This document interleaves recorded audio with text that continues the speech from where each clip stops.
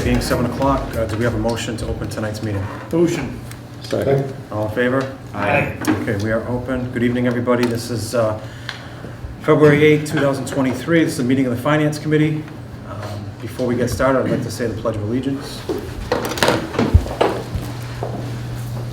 I pledge allegiance to the flag of the United States of America and to the republic for which it stands, one nation, under God, indivisible, with liberty and justice for all.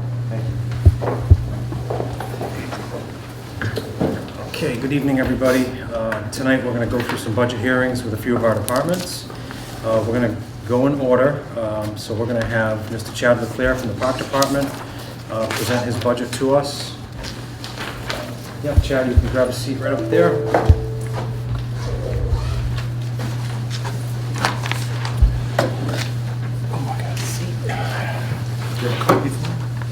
I don't need it, yes. Doesn't seem like it was that long ago, Chad, does it? No, it doesn't, not at all. So as far as the budget is concerned, I'm really looking at one change at the moment, and that is to the contracted services under the actual park line item. Looking for an increase of $1,300. And basically that's just to cover increases in costs for the different companies that come out, and such as True Green, Mosquito Squad, etc. Just prices have increased, so just trying to cover those costs. I think based on the other funds, I think we can cover. I know we went over in energy last year. We just put in LED lights on our main field, so we're hoping that'll reduce the cost a little bit there as well. And we do get some funding from the different teams that use our lights, and that just goes into our revolving fund, and then we usually pay that out if we go over with that money, because that's what they're paying us for, is using the fields and the lights. But that's the only change that we're looking for this year. Okay, that seems pretty easy. Yep. And we know everything's costing more, with regards to products that you're going to put down, fertilizers and all that stuff, so that's kind of expected. Does anybody have any questions for Chad? Mr. Chairman, Yep. I'd like to highlight a collaboration that is going on between Parks Recreation, the Selectman's office, as far as we're going to be presenting an article to town meetings similar to the article we presented last year on the senior work-off program. This is going to be a youth work program. We're going to be funding it out of free cash for the initial. And we are also removing the $13,000 summer worker line in town buildings. Potentially, we're still talking about that. But it's going to be run with the Parks and Recreation program. For example, excuse me, right now, the folks, Chad and his folks are taking care of the school fields that are used by the soccer league. We ended up with an issue, and so the best way to resolve it is we stepped in and we took over the maintenance to make sure that goes forward. We are looking for more and more collaboration between Parks Recreation and the Selectman's office to put forward this work program for the youth of the town during the good weather. Makes sense. So it's going to be presented as an article, you said? Do you know how much? We're looking 20 to 25,000 to begin the program.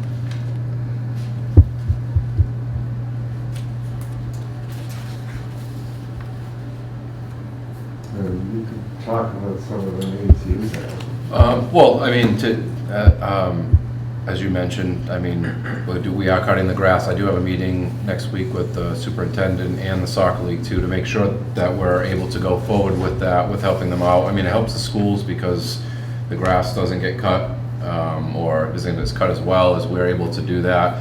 But on the back end, that might leave some less at the park, work at the park. So having somebody there to work, cut grass, do the normal needs at the park while we're cutting that grass is definitely helpful.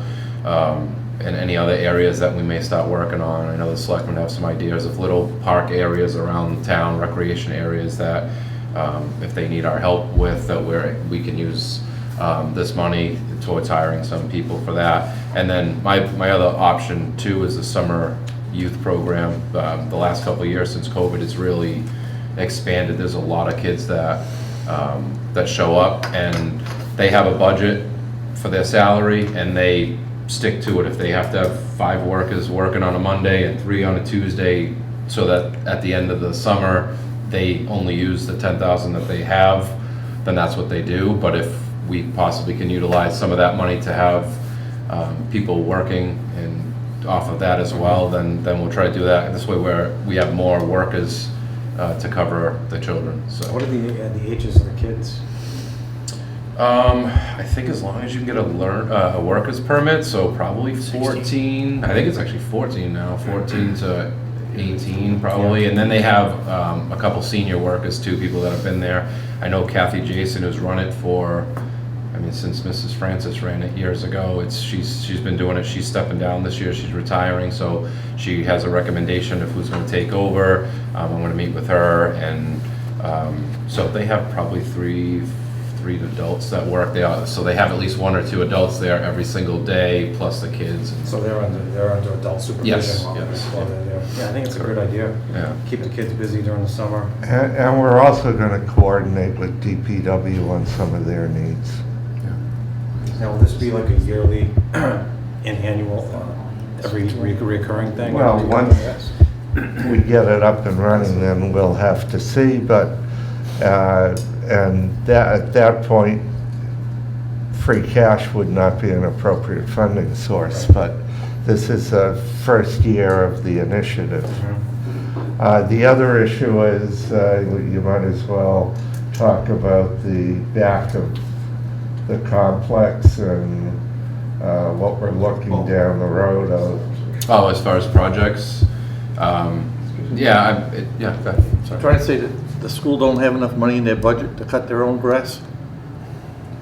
They do. Then why are we taking money out of his budget? There was an issue between the school and the youth soccer league. We did not want to see it get in the way of having the league have all their programs available, so we stepped into the breach. Yeah, I know the soccer league for years. I mean, they obviously have been using the fields, and they had an agreement with the schools. They put in the fence and the irrigation, and they pay for a lot of things back there themselves because they use it for their spring and their fall seasons and so forth. I just think it wasn't being cut and handled. So there is they are utilizing it and paying money towards it as well. So we're just basically cutting it a few hours a week. And we had some of our people doing it on a voluntary basis. Mr. Tibbles was giving us a lot of advice on how to do it. It got to a point that we didn't want to lose the program and the fact that the kids were involved because of a jurisdictional disagreement. It still floors me. The grass has got to get cut whether the kids are there or not. I think it did. It wasn't, obviously with soccer being used, it has to be cut to a certain level and a certain amount of times as well. And it's just if he was able to cut it, he cut it. And if he wasn't I don't think he would skip it to do other things. And I mean, even for the kids that use it at school, like if they're gonna go out there for recess in the elementary school or gym, it just a lot of times wasn't up to par. And when the soccer league is paying for the irrigation and the water and all that, and then to have the field grow weeds and so forth, I think it's counterproductive. So I think us being able to cut it twice a week, a few hours, those 2 days, it just, at least they're using the money, fertilizing it, and doing what they need to do, and it's actually playable and usable for the kids too. I think it really looks good for the kids at the school. So, I mean, I have no problem with it for the It's- kids. yeah, I just have a problem with the jurisdiction. the whole part of it. process. No, I agree with You you. know, We got it done. That's the important thing. I do have one more question. Under recreation salaries, summer youth salary, there's a line, the line item is for $10,000. Yes. So that's separate from From this. this. That's for the existing program. Okay, so this is above and beyond the existing. This is a different program, a new program. Okay. Yeah, we separated that line item last year because that as well as the summer youth line item were together, and they use the summer youth to buy their items every year that they have to replenish for the kids, but they were also using the salary out of that, so we wanted to separate to kind of show Sure. the two. And all your equipment's in good working order? No issues that you Yeah, so anticipate? far, yeah, I mean, as far as the summer youth program stuff, a lot of the stuff is, and then she replenishes, and then they buy coloring stuff and paint and that sort of thing, but as far as in the park and everything else, we're good right now, so. Why don't you tell them about the future projects Oh, the at the future- park? Yeah, so my idea moving forward, obviously the playground is a big one, which at some point I'd like to work on. I'm a sports person, so obviously the fields and basketball and all that is obviously on my forefront, and we have so many kids coming into town from Fairhaven, and we have Old Colony use our fields and so forth. So I do want to get something done as far as the playground. But one of my goals right now is to try to seek out where we have enough land behind the fields. Maybe work with the DPW on clearing some space and putting up 2 to 3 basketball courts in that area, and then converting the existing basketball court to like a pickleball court. I know it's a popular thing right now. If we ever needed to convert it to tennis later, if pickleball falls off or whatever, we can. But that's one of my bigger goals. It's just a matter of getting the time to get people in order to tell me what it would cost, the land and all that, getting the funding for it, but. Sure. We do 2 fields in that pickleball field. Possibly, I don't know the size of it, I'm not familiar with Smaller. the other, Yeah. so, I mean, I have to probably increase the size of the fence and that sort of thing for the basketball court on one side, but I think it's very doable. It's just a matter of getting the basketball courts done first. And I have some CPC funding that we're supposed to repair that existing court, but if I can push that to the bigger. Repave it. Yeah, repave it, I got for new hoops and that sort of thing. And also, once you pave it, you gotta paint it, so you gotta pay for that. But if I can find out and get pricing for doing 3 courts, then I'll shift that money there, and then the money I have for repaving will be for the pickleball court at that point, so.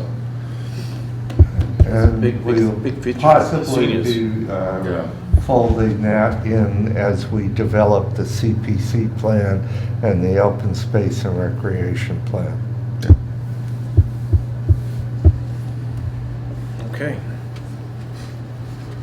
Well, if nobody has any other questions for Chad, thank you for coming in tonight, presenting your budget, appreciate it. We're not gonna vote on anything yet. If we have any questions, we'll reach out. Okay, Thank you. Thanks, everybody have a good night. Thanks. Thank you. Oh, and the Board of Selectmen voted to approve the budget. Okay, next hearing is with Ms. Kelly Koska, our principal assessor from the Assessor's Department.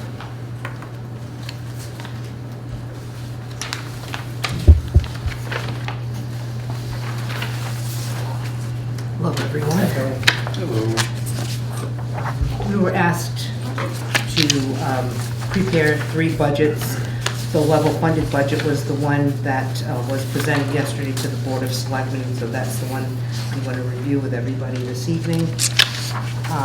Basically, it is level funded except for the contractual agreements, which would be the administrative assistant under the ASME collective bargaining agreement, the CAMA licensing fee, and that's about it. Everything else is level funded. So there's not a lot of change to the budget that was presented yesterday to the selectmen. The change from what the agency submitted was that we moved some of the technology that the initial near map, was it? Yep. Technology out of the assessor's budget and put it in the technology budget. We're trying to centralize Consolidate. all of the technology in the technology budget that we can. The licensing, we thought was, the CAMA licensing fee, we thought was appropriate to leave in the assessor's budget. What's the additional software expense all about then? Near map? That's near map by That's near map, itself? that's transferring to technology. That's a new software we have that's basically, it's pretty, it's But it's in her actually quite budget, not in nice. the town budget. what's Huh? that? That's in her budget, you're supposed to be pulling that out, huh? Yes. Yes. It was in her budget. Okay. When she submitted it to my office, we pulled it out, put it in So the 2,000 that's technology. here isn't there? It's not in this budget. Software expense 2,000 is zero change. The bottom line of the budget without near map is $182,629. Is that the one you're reviewing? He's asking what the software, the $2,000 $2,000. software. Oh, the is. that's for GIS updates. That's for, to update the maps each year. Topology stuff? Topographical maps? And any new parcels or lot lines, things like that. And that's used through the state, through Mass GIS, as well as companies like Nearmap or any other mapping companies. That's where they pick up the data from. Okay. Kelly, that's tied in with like the Patriot Properties. It is not. Oh, it's not. It's not. I mean, Patriot Properties creates the accounts for the real property, but the actual GIS accounts are created by me when new plans come in, and then an extract file, actually from CAMA, is given to the engineers for GIS updates. And even though it was initially in Kelly's, the near map is being used by other departments. It is. It's being utilized by And- first responders, by planning, conservation, Board of Health. It is very technologically advanced. I'm the admin of it because of the inception of getting the software, but up to 100 users can be added on annually. So it's been very productive. A lot of new growth is caught from it because, of course, you know, pools, decks, sheds, all that good stuff. I get it picked up because I can measure with it as well. Linear measurements can happen with it. It's quite advanced. It's a nice piece of software. Will there be like a yearly maintenance fee associated with that? Basically, the subscription fee, which is initially for FY24 was projected at the $7,945. And that's in the technology budget. Okay. And the selectmen approved this budget last night. Just to segue off articles, the Board of Assessors will be reviewing articles for personal exemptions for the seniors to possibly change the guidelines for those that will qualify. Right now, our guidelines with Social Security having increased due to COLA, the people that have been getting it after that will not be due to the guidelines. So I'm hoping that the selectmen and the assessors can present an article at town meeting to assist with that, maybe change the age requirement as well as the income and asset requirement to be more realistic. So those that do own and occupy their properties can have a better opportunity to try to keep. Can you just go into a little bit more detail as to what the requirements are for the residents to qualify? Like, Yep, are we advertising, like, do all the residents who qualify, do they realize that this is It available? is on the assessors, our page, the web page for the assessors for the town of Acushnet. There are two clauses. Clause 41C is for seniors. They have to be 70 or older, own and occupy the property for at least 5 years, and the threshold is minimal. They're married, like annual income is about $20,000, and assets excluding the home cannot exceed $30,000. Then there's a clause called 17D, which the increments of the credit go up by COLA, by the state COLA. Right now, it's at $263.37, just looking at assets, not including the home, not to exceed $40,000. That's also available to those without the age requirement that are widow or widowers. There are other personal exemption clauses, those for the blind, for vets, deferrals, things of that nature, and then the senior work-off. We're trying to get more in line with the age. I think I'm going to try to recommend to the assessors maybe bumping the age to 65, and of course, increasing the financials to be more realistic to today's world. So just to follow up on Yeah. her statement, not all seniors are technology savvy, so the website, they could probably care less because they don't know how to use it. Right. You have like an insert that you put in with your tax bills and stuff to kind of let people know that are struggling that they have possible programs available? We do not. There are pamphlets available in the office for those that do come in and inquire, and we do talk to them about it. Definitely could be a possibility to advertise it in some way that would be more conducive to that demographic, if you Just to will. make sure that the people who are eligible realize, I mean, because Right. things are getting, I mean, are the pamphlets available at the Council on Aging?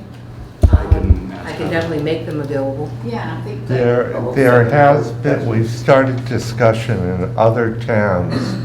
I've had events scheduled at the Council on Aging's where we actually provide food and any assistance in filling out the application.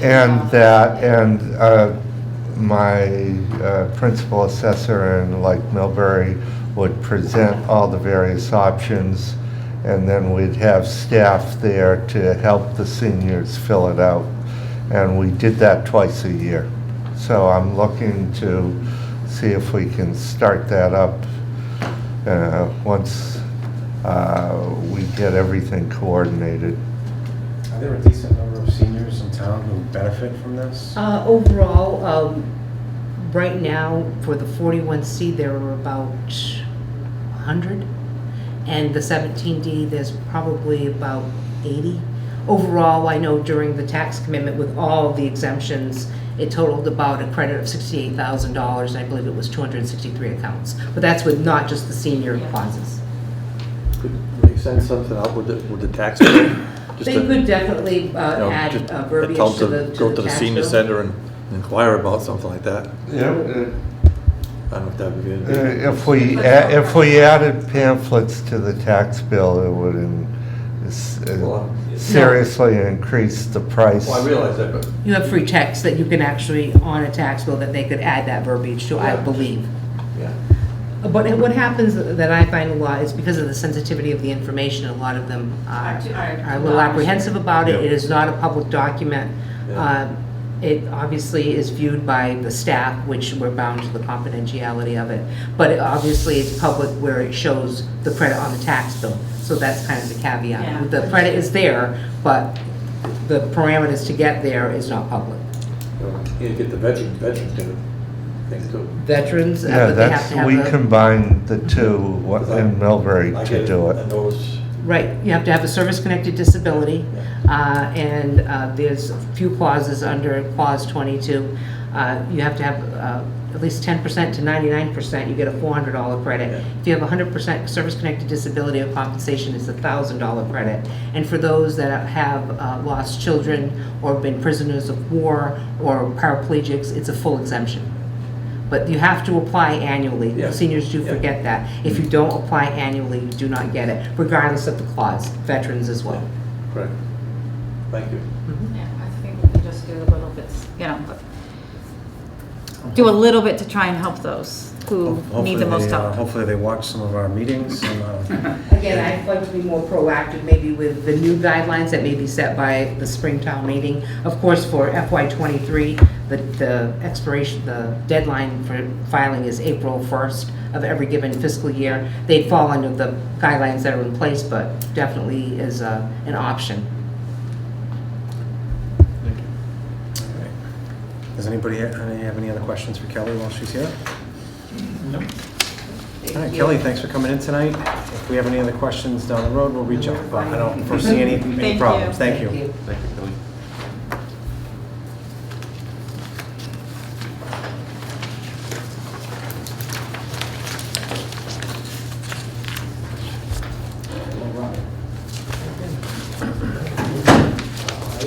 I think we're right after Kelly. You are right on time. So next on the agenda is our Board of Health. We have our health agent, Mr. Joe Correa, who's going to present the budget.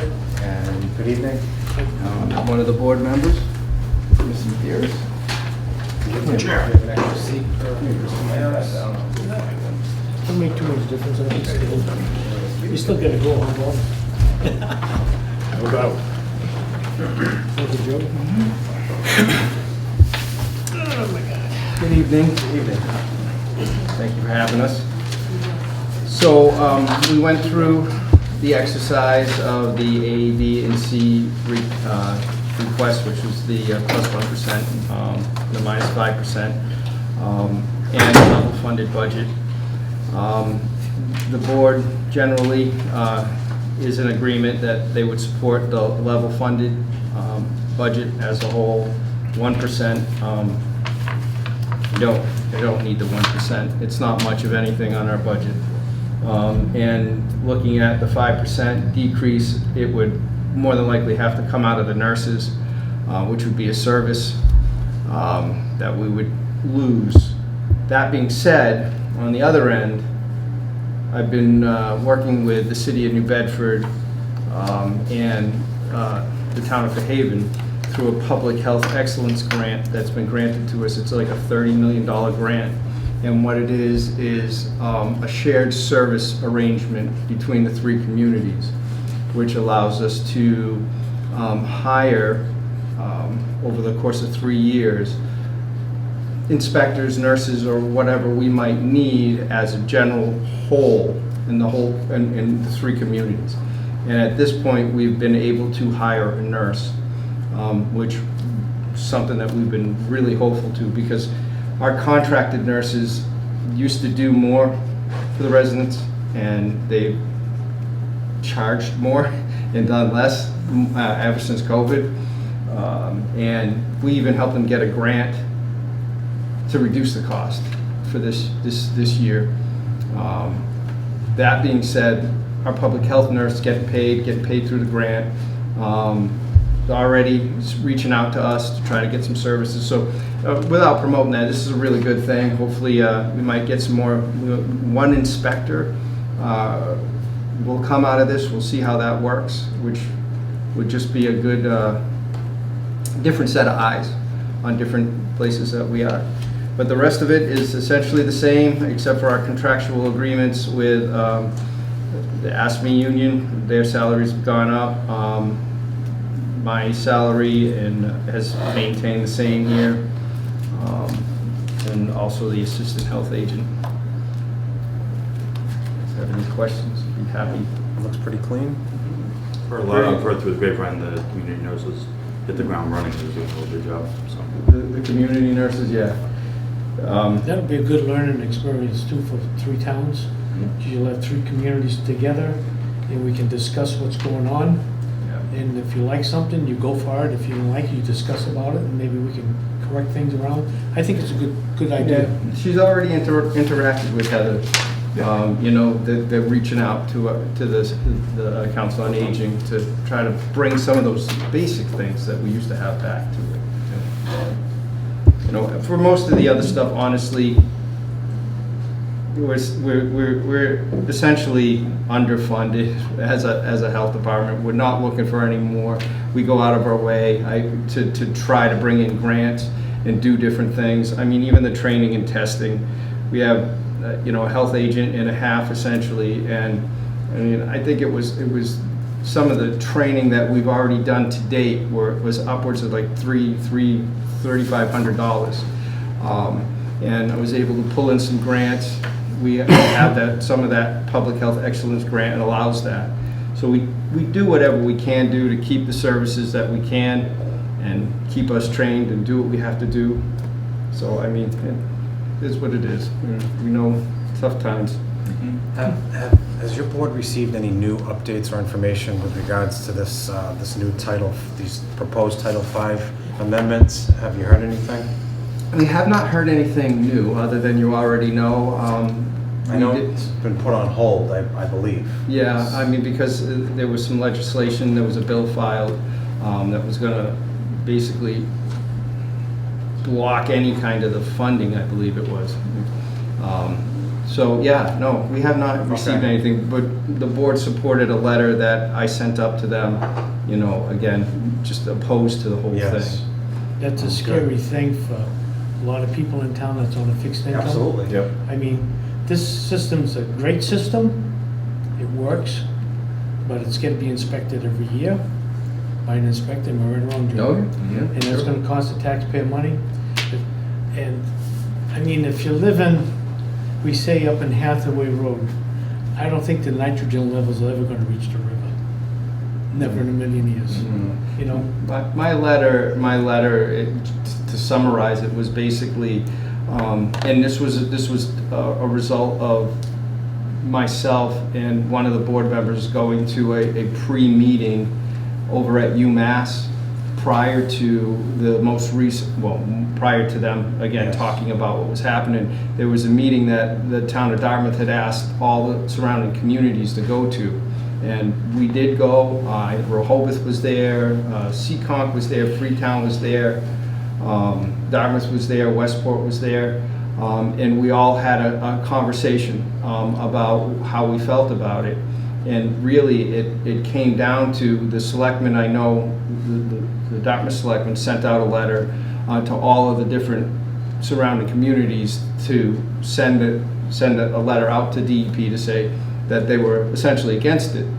But we also kind of had that conversation that nobody wants to say yes to the residents. This is all on the residents' back. It's not on the farms, it's not on the golf course, it's not on the city of New Bedford with their combined sewer Yes. overflows that dump more in there. Unbelievable. So it was essentially, let's all sit down. We know that there's a nitrogen problem. Let's sit down, everybody at the table, and figure it out. There's a solution, but not to just make every resident turn around and pay for this when there is a lot more here that is the problem than just Yeah, septic absolutely systems. not. I mean, that should not be put on the taxpayer's back. Then they blame, Even they would if- blame the Board of Health for this. Yeah. I'm totally against it. I mean, regardless if there was a 0% loan, I would still be against it because you're still gonna have to borrow money, $40,000, and that's gonna be attached to, you know, your property Plus, value. every year, you gotta pay for an inspector to go check this Yeah, it's thing. just,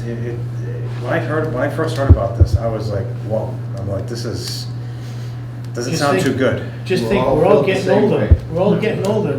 Can you really afford it on a fixed income? Like, a lot of people make a very small income. No, I mean, I as a think fixed. my biggest fear, you know, as a resident and a representative of the town, is that it could potentially put some people out of their homes because they wouldn't be able to afford to stay there.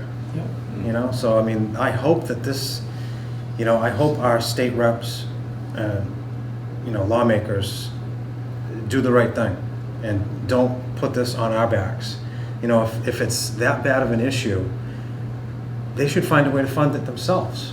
You know, I'm sure there's plenty of money out there that gets wasted on all kinds of other things, and they can go look for it, and then they can fix the problem. The Buzzards Bay Coalition sent a revised communique up during the comment period, and that said that they did not want to see it put on the individual homeowners. What we don't know is if they were the ones that threatened the lawsuit. However, if a lawsuit is filed, that takes the legislature out of it. And if the state government wants to settle a filed lawsuit, and the courts accept the settlement, then the legislature can't stop it. So we're in a good place right now with everyone working together, and I hope that the actual lawsuit is never filed. Well, the other thing is that they probably didn't anticipate this much pushback either, I bet, you know, I mean, but But any organization could file a lawsuit, and then it goes from DEP to the AG for determination of whether to settle it or not. Well, our septic systems today that we put in is, I think, class A. Joe. I mean, we have Come a long way. some good septic systems that we put in today, Presby systems and stuff like that. And I really think they're great systems. If I was to put a system in, that's what I would put in. It'll last my lifetime. But you gotta realize the people, and I'm saying this right to the camera, you gotta take care of your system. yeah, absolutely. You have to pump it. You can't put, like, Grease and you crap have down. bleaches and you want to bleach a nice pretty white shirt, bring it out to a laundromat and do it. They got sewage. You put bleach down your toilets, it's gonna kill enzymes, it's gonna kill all, I call them pack rats that go around eating. And you're gonna have problems with your septic system. Am I right or wrong, Joe? We see it every day. Every single day of the week, we see this problem. We gotta tell people, don't use bleach in your septic systems. It's gonna kill your system. And you gotta be careful, you gotta pump it every 2 years, recommended. And if you don't do it, shame on you. And now we're recommending, what's that sock? They call that sock that goes in the outlet. Disable filters. Disable filters. We recommend putting them in now, but how many homeowners are really gonna pull them out every Nobody's 2 touching months or it. 3 months, take a garden hose, wash it off, put it back? And if you're renting a property, you think the rental's gonna worry about taking that filter out, washing it out, put it back? Yeah, where's that filter going? I Is that pop the in cap tank? on mine when the tank is full, and I Goes call on the the landlord, outside. say, you come and pump it. One of the things that the Board of Health has done, there's two things that I'd just like to say since we're talking septics. Yeah. One of them is they decided to make a regulation to require what's called a 2-compartment septic tank. So Title V, which unfortunately this is all about, right? They're changing Title V regulation, which is Board of Health. We can make things a little bit more stringent, and by putting a 2-compartment tank in, what that does is it takes all your solids that are going into the tank and all your grease, and it pretty much puts it into that first compartment.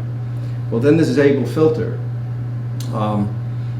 ends up in the second compartment, where the water that goes in there, or the effluent that goes in there, is much cleaner, because it's held back more so to the front. And then it's 2 ways, so that filter is much cleaner, and it will tend to not have to be cleaned as many times. It's like a tank in a tank.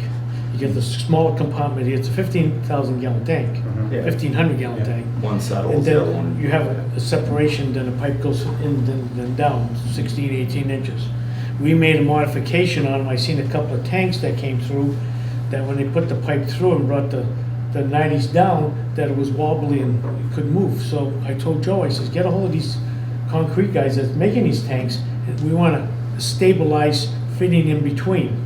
That way this pipe don't flip-flop this way, or the guy pumps out a tank and you whacks it and it flips off that way and it ain't gonna work. So Joe got on a stick and he called these septic people that make the tanks, and they corrected them right around Joe. So would that be a requirement for like new construction in town? Or Any if somebody's construction. system goes into failure?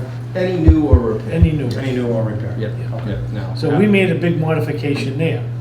Nobody else picked up on it, but I seen it, and I said, this is no good, am I right or wrong, Joe? Yeah.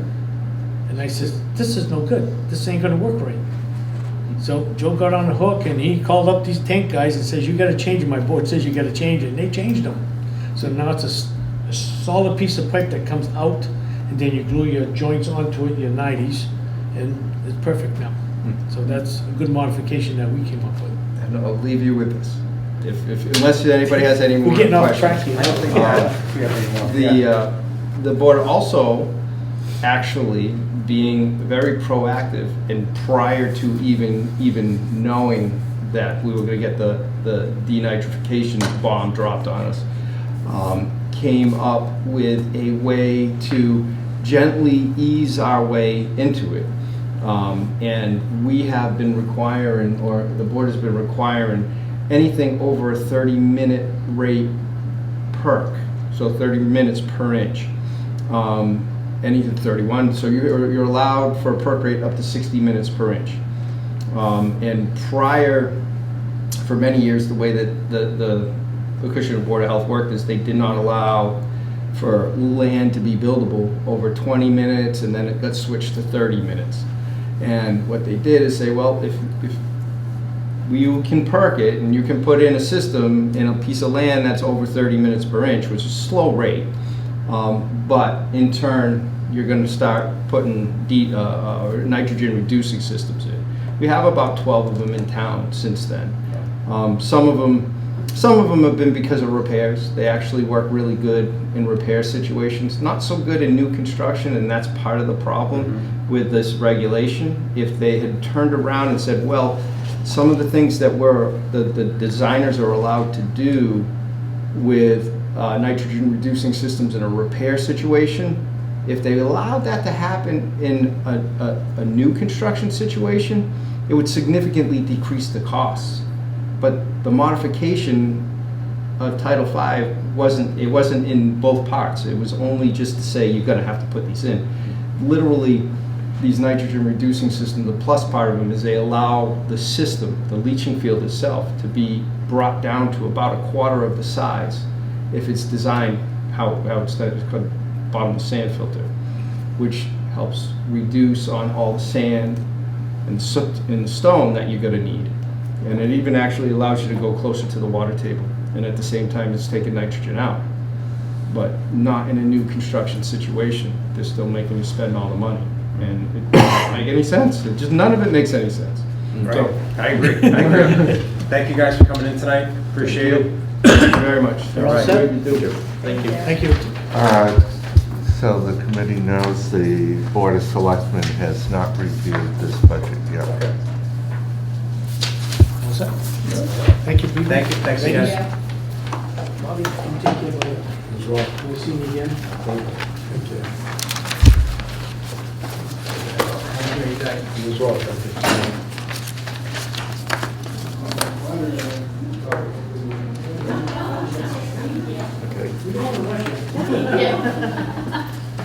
Good evening, ladies. Perfect time. Take excellent. Take. I haven't seen you all in person for a really long time. I was thinking that. I think the past 2 years, I did Zoom last year and then the year before. I don't remember the year before that. Hello, it's so nice to see you. I saw that. You saw that Yes, I online did. today? Yes, I Great. did. And just, if you wouldn't mind, just passing those down. Just a little infographic about library service. Oh, yeah, I saw this online, too. Did you? Okay, good. The It's moving Acushnet around. page. All right. Great. All right, so we have Ms. Dina St. Pierre, our library director. She's going to present the library's budget tonight. Yes. Thank you for having me tonight. So the library has submitted a budget. It's the trustees and I have submitted this budget together for $294,267. It's a 2.25% increase over our current budget. And the big changes include the promotion of an existing part-time position to a full-time position in the children's room. This is our second year formally requesting this position. You may remember we talked about it last year. We've been discussing it since 2019, off the record, but now this is our second year with the formal request. The budget also features the removal of the custodian position from the library's budget, which is per the town administrator's reorganization plan. And this budget also meets our municipal appropriation requirement for FY24, which is something I always mention to the Finance Committee, and I'll get into that a little bit more later so you understand why we have to meet that municipal appropriation requirement. In terms of the full-time position, I think the bottom line is the library needs this full-time position in the children's room. I, as the department head for the library, need this position to happen. And having it increases our budget by under $6,500. What you get for the $6,500 is a third full-time employee in a department that's open 45 hours a week. As you can imagine, scheduling can be a little complicated when the majority of your staff work between 8 and 19 hours a week. Past 2 nights we've had 2 sick calls, so I've been pulling double duty as the library director, but also as backup on the circulation desk. If we had a third full-time employee, that wouldn't be an issue. Every time someone calls out sick, takes a vacation day, because all of our part-timers get great benefits through their union contract, which is great for them, but they get vacation time, personal time, sick time. So anytime one of them is out, the puzzle starts to fall apart. The scheduling puzzle, as we call it. You also get a dedicated position in the children's room, which ultimately means better service for residents and more programs for families. Acushnet is one of 3 libraries out of 40 in the Sales Library Network that does not have a full-time employee in the children's room. So we're behind the majority of libraries in the area in terms of what we provide for families. And, you know, we frequently hear through social media that the library isn't doing enough for families. We're not doing anything at night for working families or on Saturdays, and we would love to, but we can't because we don't have the staffing levels. So a full-time position would also meet the needs of working families in the community. And finally, the third thing you get for $6,500 is a department head who can focus her time on the administrative matters that she was hired to focus her time on. I love doing story time. I love helping out at the desk, but that takes me away from looking for grant opportunities for the library. It takes me away from making sure that how I'm spending the rest of our appropriated budget is really getting the residents the best for what we have. So to me, that is well worth $6,500. As I mentioned at the beginning, we have that municipal appropriation requirement. That's a state requirement. And it's a safeguard so that towns can't not provide to their libraries. I mean, it's put in place so that you can't say, just because you don't personally use the library or see its benefit, well, then we're going to take money away from the library and put it somewhere else. So our appropriation requirement for FY24 is $289,649. And the budget does put us above that, which is great, as presented, puts us above that.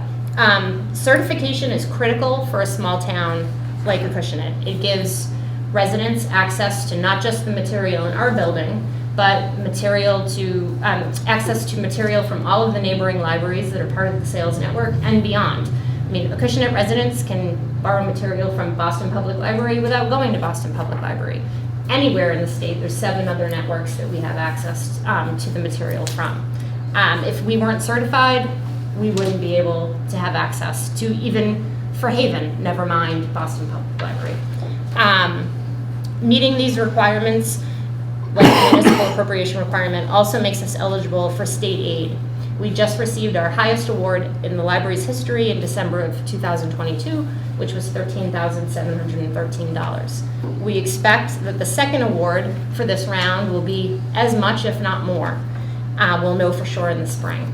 If we didn't meet the municipal appropriation requirement, we wouldn't be eligible for state aid. So we'd lose out on $26,000 for library spending. And that money that we get in state aid makes up what we don't get from the town to support our expenditure requirement, programming, anything in the building that goes awry that we need some extra money for, that usually gets paid for with state aid.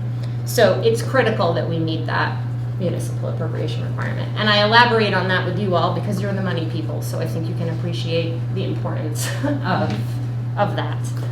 I want to note that, as I usually do with you all, we're not putting in for any articles this year. We don't anticipate asking the town for any money for capital expenses. We've been really lucky so far that since we've relocated to Middle Road, any big ticket items, capital expenses have been paid for with state aid.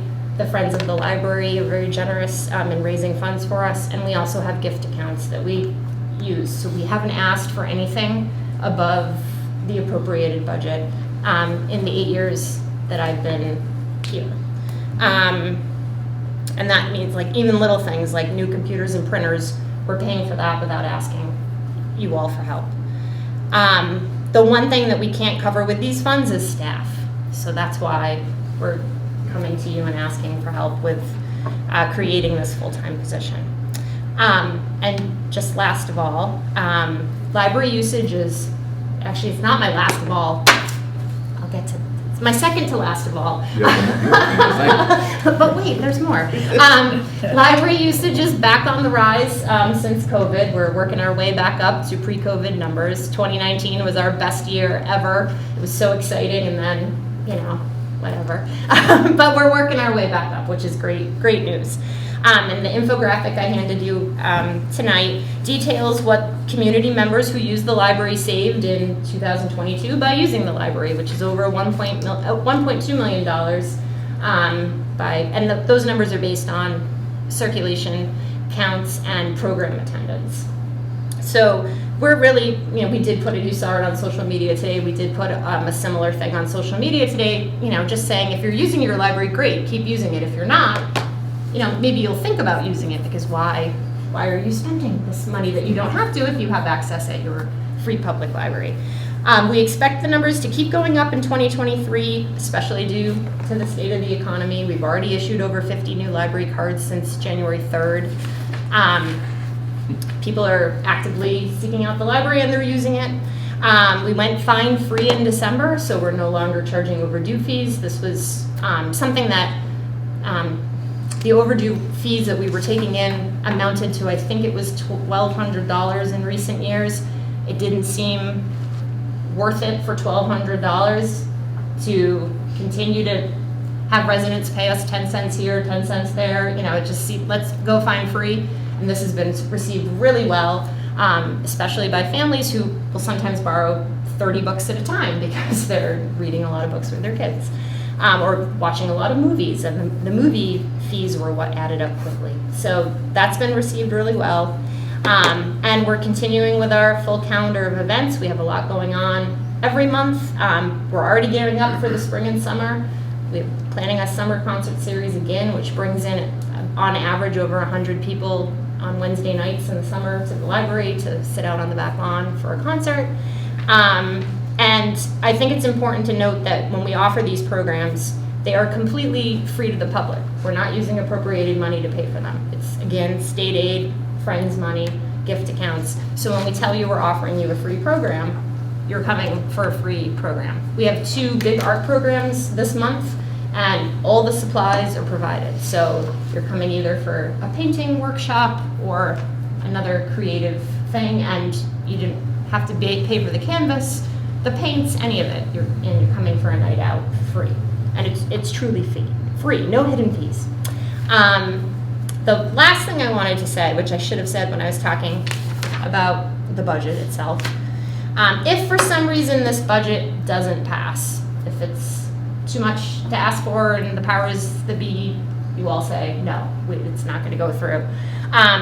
It's important to note that if the position stays at part-time and the custodian's position still stays out of the budget due to the reorganization plan, that we will be short and we will miss the MAR by $12,000.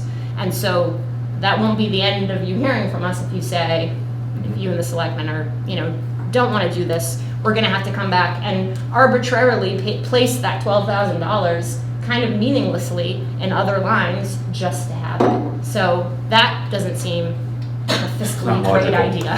Like to just, for us to throw an extra $1,000 in energy and another in building and grounds when we don't need it, but just to meet that municipal appropriation requirement. So I know that's a lot of information. And I'm a fast talker, so. Mr. Chairman, Yes. if I may, 2 major points. The first off is, I think you folks have recognized in me dealing with you over the past year that I'm a cheap son of a bitch. And as such, That's putting it nicely. We'll keep you around. There are two changes from a level funded budget that I have been recommending, and putting this position at full-time is something I'm recommending. I recommended it to the selectmen. The selectmen did not approve this budget. They did not move off of my recommendation. They are looking at monies that are under their control to take care of any objection and fund this position. So we are still working on it.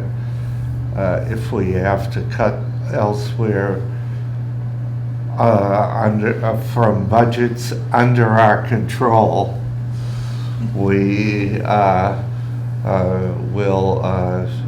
endeavoring that, and there are one or two places coming up when I tell you what the under the selectmen's budgets, what we're working on. You'll see that we are endeavoring to make sure that this budget goes through with this Tech 3 position.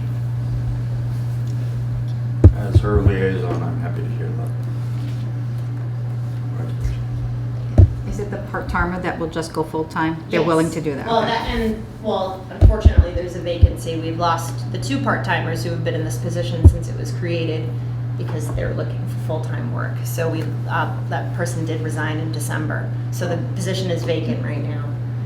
So what we're hoping to be able to do is put it out as a full-time position, because the other concern, which I've discussed with Mr. Kelly, is if I put it out now, someone may say in the interview process, yes, I would love to go full-time on July 1, and July 1 rolls around and they don't want to be full-time, and then we have a full-time position and a part-time person who doesn't want to be bumped up to full-time. Call the person that left and say, hey, you want to rethink that? I think it's too late for that now, unfortunately.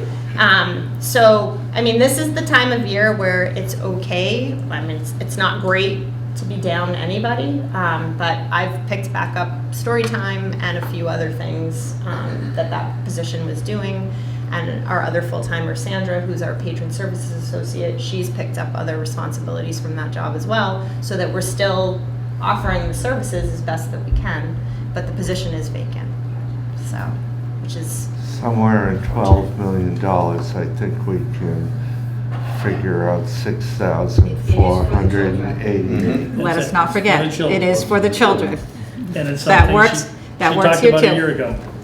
Yes. And, to be honest, in 2018, when I initially came in front of the Finance Committee, and at the time, the library didn't, it wasn't until recent years that we even presented to the Board of Selectmen. When I was hired in 2015, it was drilled into my head by my Board of Trustees that you all were the people I had to get in front of and figure out how to sell it to you and make you believe in what we were offering at the library. And it's in recent years that I've gone in front of the Board of Selectmen as well. I think previous town administrators were doing it on behalf of the library, I guess. But I've had that in my head all along from my board, and that it's you all I have to convince. And in 2018, when you came to the library and I was in my pajamas because I had done pajama story time, and then I was presenting to the fine, who will forget that, who was in the room that night? And I was in my pajamas, going straight from story time to say, hey, I need some help here, and we need a dedicated person in the children's room. And I was asked flat out, is part-time enough? And I said yes, because the town administrator at the time was like, you're never going to get it if you ask for full-time. So you tell them part-time. You get it on the books as part-time, and then we take it next year, you say it's not enough. We knew it wasn't going to be enough, but we wanted it so bad. So yeah, sure, yes, we're going to make that work. 19 hours is plenty of time. 19 hours is nothing. I mean, when you really, for a building that's open 45 hours. And, we're required to be open 40 hours by the state. That's another one of our requirements. So for a town of our size, 40 hours is the minimum that we're supposed to be open to meet state guidelines. We're open an extra 5. I don't think that's hurting anything that we're open an extra 5. I mean, we knew from when we relocated, the residents wanted Friday hours. We never had Friday hours at the old building. On every survey we put out, Friday hours, Friday hours. So now we're open on Fridays. And, so again, 19 hours when you're talking 45 hours of service is not a lot of time. So the full-time position, I mean, there's just so much potential of what can happen with it also. I mean, every time I read they don't do enough for working families, that hurt. I'm a former children's librarian. That's what I did before I came here. So that hurts me so bad to read that, because I would do programs every night if we could. I'd do programs every Saturday, but I'm also only there 35 hours. So on the books, I'm there 35 hours. My board chair, who's here, knows I'm there more than 35 hours. Many more. So, it's just, I hope the time is right to make it happen. I feel like it is. We're on a great uptick. I mean, we had 2 years of kids not getting maybe what they needed during COVID. Did any of us get what we needed, but kids especially? So, I mean, now with the economy the way it is, who doesn't want something for free? There we are, 232 Middle Road. So I'll say this, I've been on this committee for a long time, with a few of my other members who have also been on this committee for a long time. And I know, over the years, the library's never really had a lot of big ask. So I think, this year we definitely need to give this some good consideration to help them out. So. I never realized how important that library was until they put the new one up there, and how many people in the town actually use it. We still hear that all the time. People who come in for the first time will say, I didn't see the point of this when I was asked Well, for a the new old library. there was only 1 or 2 cars you could park in Correct, front of night and the house. day. So how could you have a vision of what it could be when you were in that beautiful building on Main Street, but not an appropriate, not at all functional. And, the relocation itself came at no cost to taxpayers. We still tell people that. When people comment on that when they come in, we still like to remind them, this did not cost you anything. That's right. It was existing funds. We had an incredible gift account. Our friends did the Acushnet 1000 and raised over $100,000. We have a beautiful donor board that 2 libraries in the area are replicating for their purposes now, because it brought in so much funding, and it's a beautiful piece. We just had a design team come look at it last week to take photos. I mean, that is certainly the little library that could, and I think that, I often when I'm in there, I still think of it that way, because we have changed and we continue to change a lot of minds with that building. And I know there's so much more that we could do. And I don't anticipate coming back next year and being like, so now I would like another full-time position. I'm not gonna, as you said, I don't come with a lot of asks. Anytime, my board and I take this very seriously, and when we sit down, it's, well, what can we do? And what we're doing, we know benefits the community. We know it does, because we see it every day, and we hear it from people. Yeah, I personally, this is my second budget year, and I've religiously watched the meetings constantly. And every year I hear just level fund, nothing big coming from me at all. So I'm definitely in support of this, I really am. Thank I'm you. happy I really to see appreciate this that. going through, hopefully. And you have all been great to us. I can't believe I've been here. It's 8 years in April, and I cannot, that boggles my mind, because I never expected that I would be here this long. But I love this community. I love what I do. I love that library. Shows it too. Thank Yep. you. And I think that's what people feel when they come in. I think people see that's, and my staff, even though we have a lot of turnover with staff at the library. I have someone who's been with the town for 17 years. She's worked for the library. This is her 17th year. She's still with us. I have 2 other long-term employees. The rest, it's part-time positions. So something better comes along, or it's a great position for people who are getting their master's in library science. It's great training. And as soon as they get that master's in 2 years, they move on to a full-time position, understandably so. So it's great for them, and it's great for retirees who want to stay active and have a job but don't want to work full-time. So eventually those people retire for real, So we've lost 5 people in the past 2 years, but 4 of them have been for full-time positions and one's been for retirement. So it's not because they don't love working there also. I mean, I have 2 former employees who I think if jobs existed for them here would be back 5 minutes ago. But and again, though, I'm not going to ask for jobs for them. I'm not taking advantage here.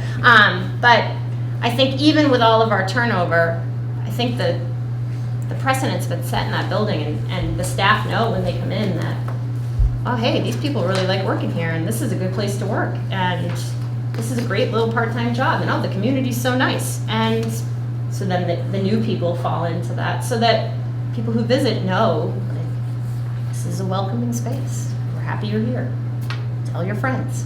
Enjoy the Wi-Fi. that you've got. Enjoy the Wi-Fi. We got great Wi-Fi thanks to the town's IT department. We got great Wi-Fi on the back lawn now. You can be anywhere. You used to be that you'd sit on the deck and the Wi-Fi was really spotty.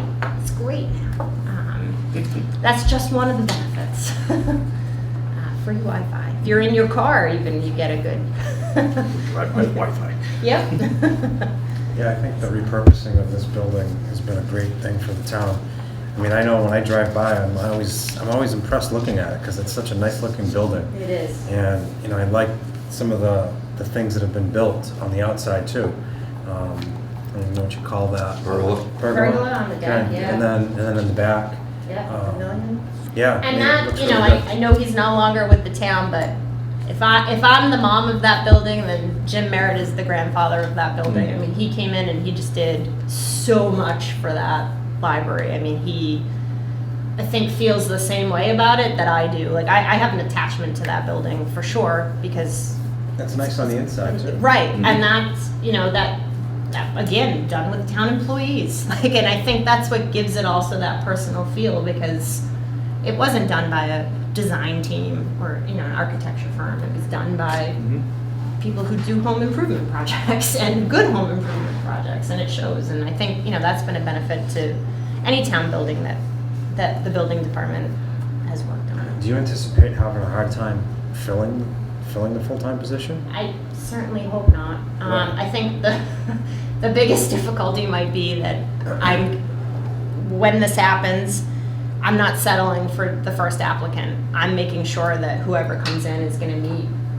my expectations of what a children's librarian should be. I have very high expectations. Where you've on been what there that before, should be. you know I've exactly been there what to look before. for. My training, I grew up as a librarian with New York Public Library. When that happened, when you work for 11 years at New York Public, your standards are a little bit different than anywhere else. It's New York Public Library. So that's my expectations of who comes in. It's got to be somebody who immediately they have that passion for working with kids. It can't be someone who never reads kids' books. They have to know the material. That's really, that's one of the key things I need, is someone who, when a family walks in and says, my first grader is on a 3rd grade reading level, what do you recommend? They know what to recommend, so they're not just handing them whatever. That's part of our personalized service, which we pride ourselves on over at the library. So I can't just have anyone come in. So it's not going to be the first applicant. I'm really hopeful that we'll get a good pool, and we won't have any trouble, hopefully. I mean, we'll also be posting it, hopefully, after town meeting, when people will be graduating, so people who have just gotten their masters, maybe looking for a full-time job. And there's a lot more people in this area who are pursuing their master's degrees in library science than you might realize, because every time I've posted one of the 5 jobs in the past, or 4 jobs in the past 2 years, there's a big pool of candidates in this area who are attending Simmons. Which is weird, because you online don't hear programs. that Right, but career choice a lot. there's so much you can do with a degree in library science that it's not just public libraries. I mean, there's law firms hire librarians, corporations hire librarians. There's a lot to do with it. So I think that plays a part of it. Universities, right. I mean, it's librarians are in a lot more places than I think we realize. And I'm always surprised when I say, like, wow, look at all these young people who are pursuing this. 25 years ago, my former boss was telling me I was crazy, and he wanted to send me to get a degree in economics so that I could continue to work in his office. And I was like, economics? No way. Like, I've gotten much better at math since then. I have one final question Sure. before you leave tonight. I know you're eliminating the fines, right? Yes. So if someone takes something out, like a book or movie, and they don't return it, what happens? So right now, you borrow a book. Well, I'll use a book as an example. You borrow a book for 2 weeks at the beginning. Back in 2018, the sales network implemented automatic renewals. So as long as no one's waiting for the book that you checked out, it automatically renews for another 2 weeks. And at the end of that 2 weeks, it automatically renews for another 2 weeks. So most people are leaving, unless they've got a brand new hot book, like Prince Harry's Spare, which has close to 1,000 holds throughout the network on it. We own 4 copies. We hardly ever own 4 copies of anything. Wow. But to fulfill that need, we've bought additional copies. Spare is not going to auto-renew, but an older title, like something that's 6 months old, is most likely going to auto-renew, or older than 6 months old. So we know that most people are leaving with something that they could potentially have for 6 weeks with no fines anyway, back when we were charging fines. So at the end of that 6 weeks, they get a notice saying your item is now due, an automatic notice from the network. 7 days go by and they haven't returned it, they get another notice. Your item is now 7 days overdue. Please return it to your nearest sales library. At 14 days, they get another notice. And then it goes from 14 days to, I think it's 28. That's the final notice. And then at 60 days, they get a bill for the item. So it's either return this item to a sales member library, or the replacement cost is $15.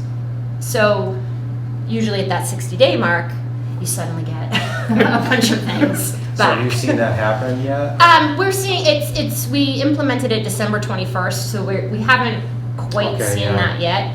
I will say, I think patrons, and we had heard this from other libraries, our patrons are so excited that they're not going to be hit with a 5-cent fine, which when you have it, that's what an overdue fine was 5 cents a day for books.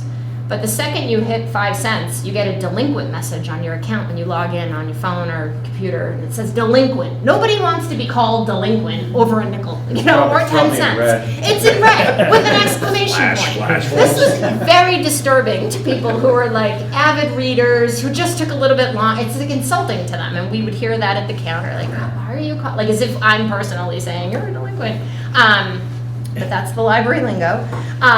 So I think people are just so happy that that they're returning them on time. I mean, our return rates are not, things are coming back. I mean, we're not seeing people taking advantage of the situation, in other words. And I think maybe a few bills have gone out. They're automatic from the network, so I don't check on them daily. I kind of keep an eye on them weekly.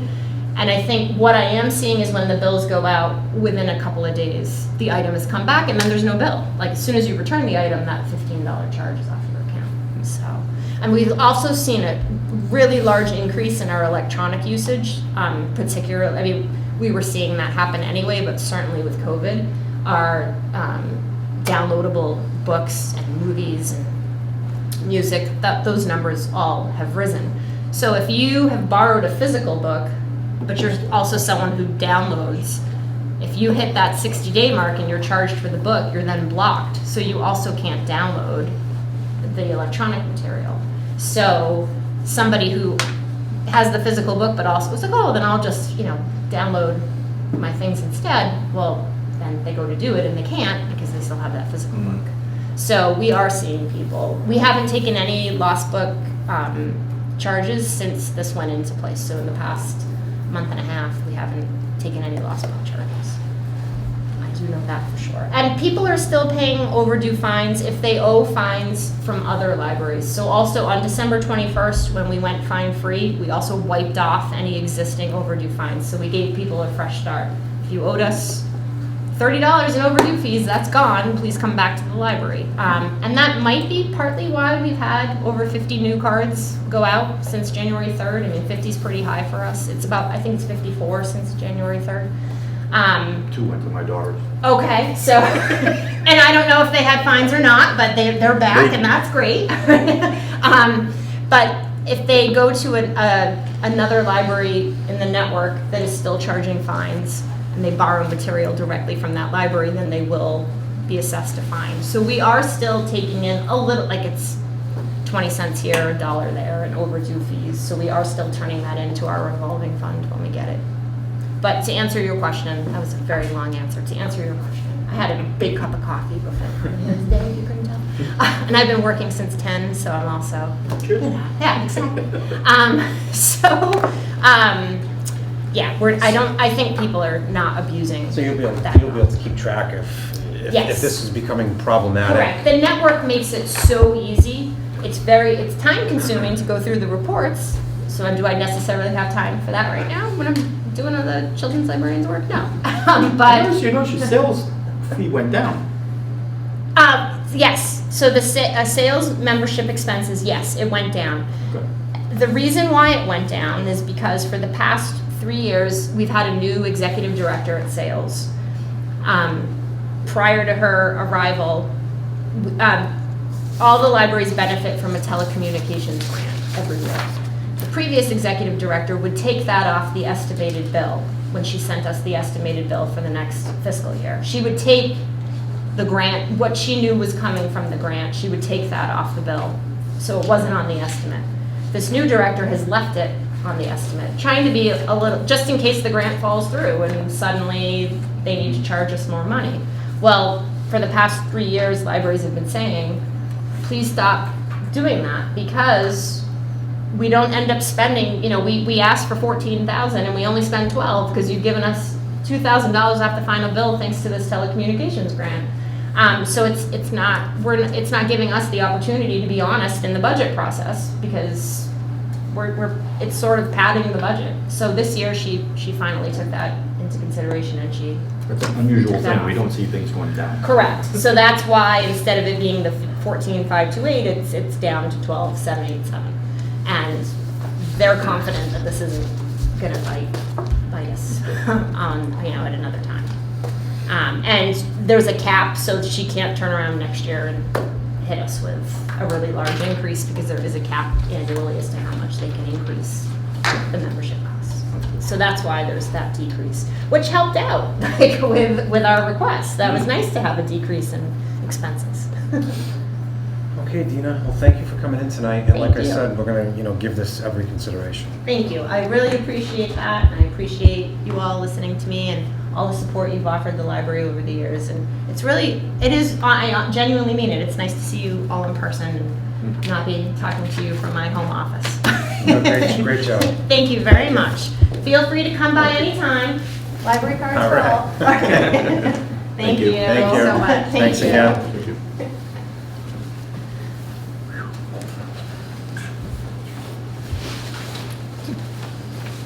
No more late night coffee. Thank you. Okay, next on our agenda is Board of Selectmen budgets with our Town Administrator, Mr. Kelly. As a preface, some budgets that have gone before the Board of Selectmen, the board has given preliminary approval to, others they haven't. We expect we will be re-looking at all budgets after March 1 when we hopefully know the state figures. So the ones in front of us are the ones that they've approved? No. They have, okay. That you are getting approved and not approved.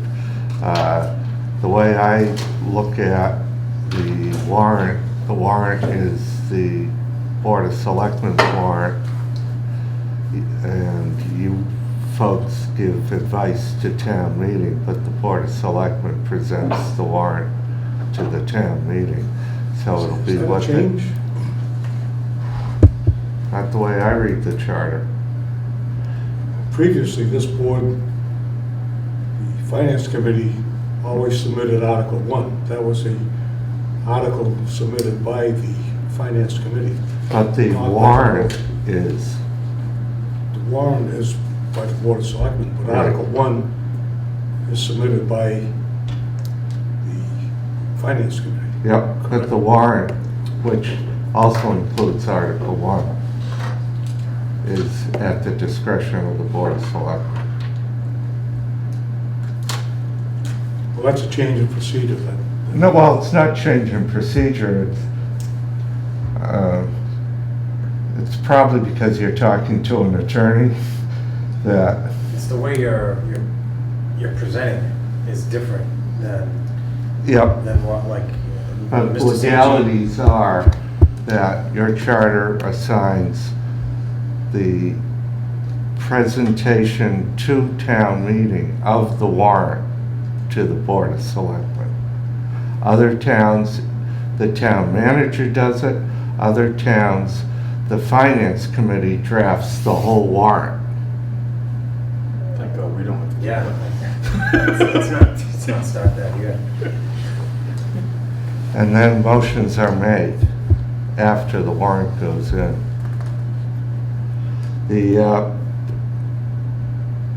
So who has the final say on Article 1 as far as the presentation of the budget? To the, as far as including it in the warrant, Yes. the Board of Selectmen. They have all articles. Of all budgets and all articles? No, all articles that go in the warrant.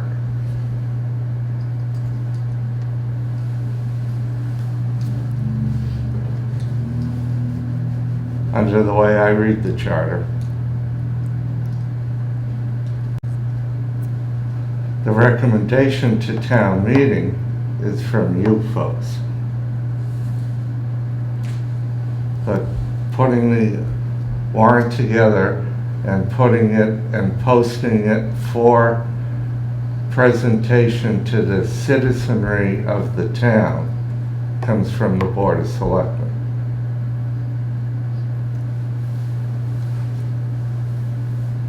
I mean, that's a change from the procedures that we've had in the past. I don't think it's a change, actually, because hasn't the selectmen always been in charge of presenting the warrant? I think we're talking about two different things. You're talking about the warrant, he's talking about just that first article. Like, they would sit there and say, you know, Finance Committee is recommending Article 1, and then it goes, you know, the normal procedure following that. You're looking at the whole picture, he's looking at just. I'm looking at it from probably a political science / Right. government Yeah. analysis Right. that I've spent 50 years and a couple advanced degrees on. Because I somehow do remember you guys used to read off the first article. Yeah, Article 1 has always been presented by the Finance Committee To the town To meeting. the town Yeah. meeting. to the town meeting. Yeah. Right. You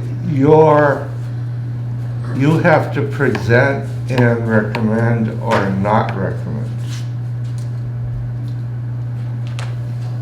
But the drafting and posting of the of the warrant is the Board of Selectmen.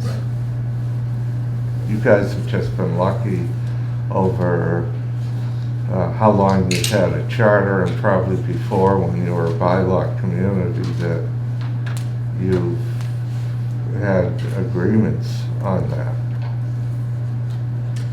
I wasn't here, so. I've seen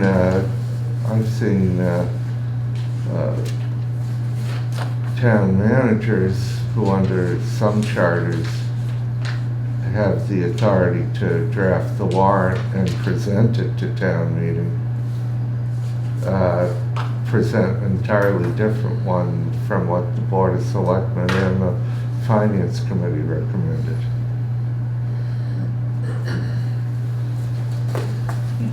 I don't think that's a viable system in the long run. Those town managers do not survive their Kind of employment. confusing, I would think.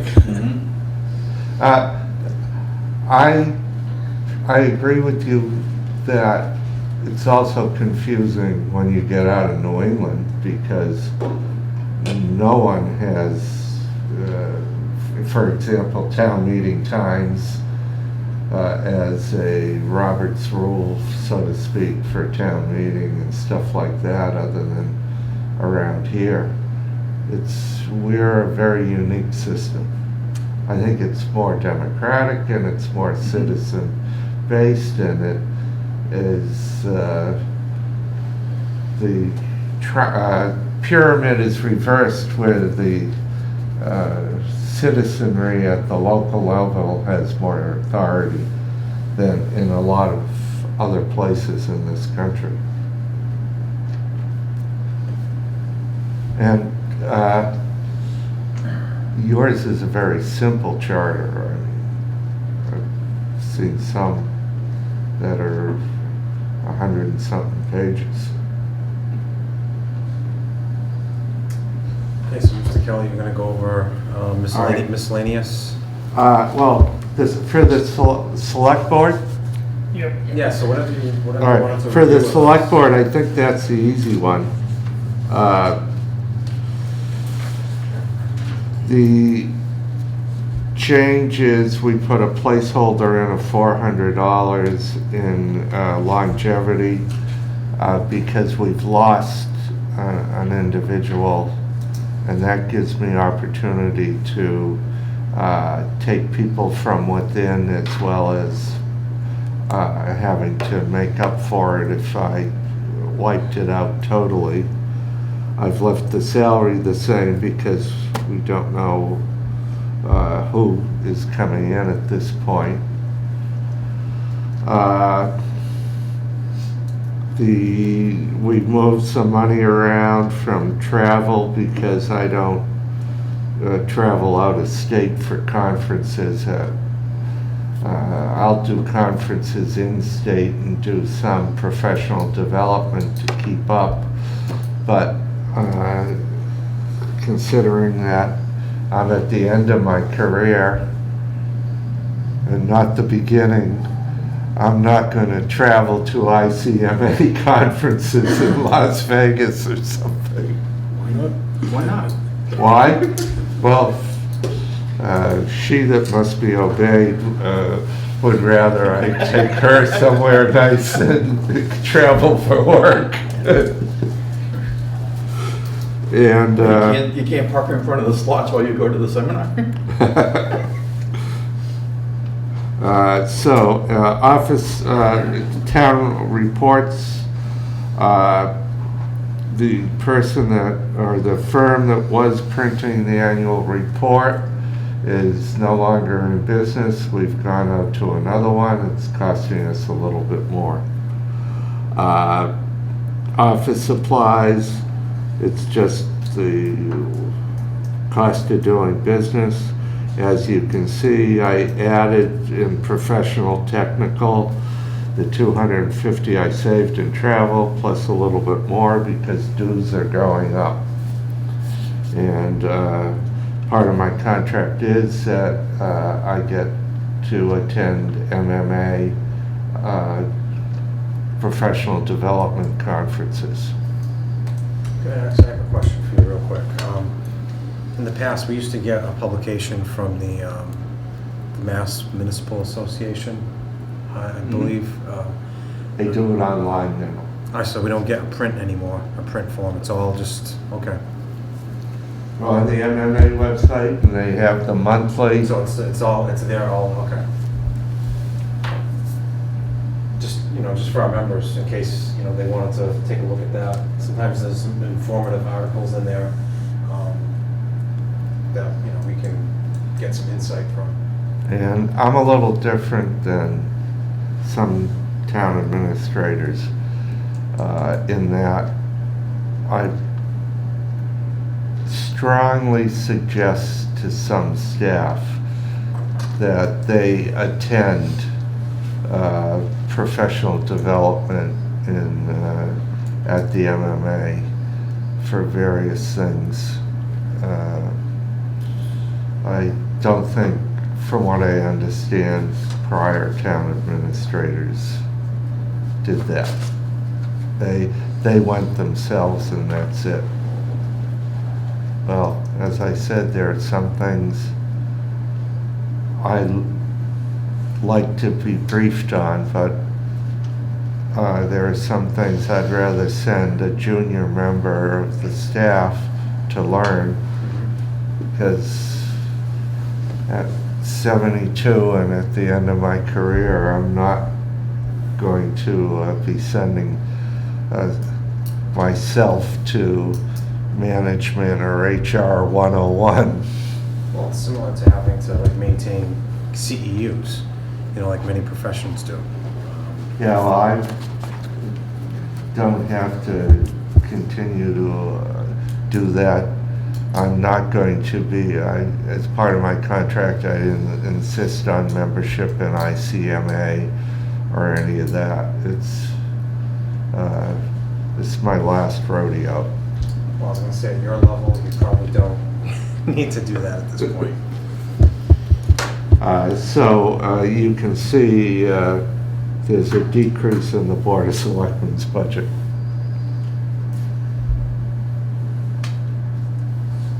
Now, is that mainly because the technology has been removed, correct? Well, the coverage has been removed, but if you look at it, it's almost a wash then. So by consolidating custodial duties and technology duties into different buckets, right? Is that going to create ultimately a savings for the town by doing that? Or is it just making things cleaner as far as the budgetary process? I can't say in the technology budget the moving of all those accounts is going to save money, because technology prices are increasing whether we moved it or not. But I think it shows the town what you're spending on technology, and it puts it in one area so you can look at it. And I'm hoping that because licensing fees and everything right now are going up, and we know we are hitting an expense in Munis that you have to bite at now, because you are a Munis community. But going down the road, I'm hoping that when you analyze all of your technology needs and you have it under one account, it will be easier for you to realize or see the savings. Well, if some of the departments are sharing technology, would that create a savings at some point? I mean, It should down the If road. there's duplicate items like Yeah. cable modems and that sort of thing. We're going to remove them. But can I say that you're going to save right now? No, because I know that there's a big increase coming in Munis. And Nick has done a great memo on it for when he gets in front of you. So did the Board of Selectmen vote on this budget? No. All of our budgets are open. I don't think there's much room in it myself. And as you can see, I gave myself a hell of a raise.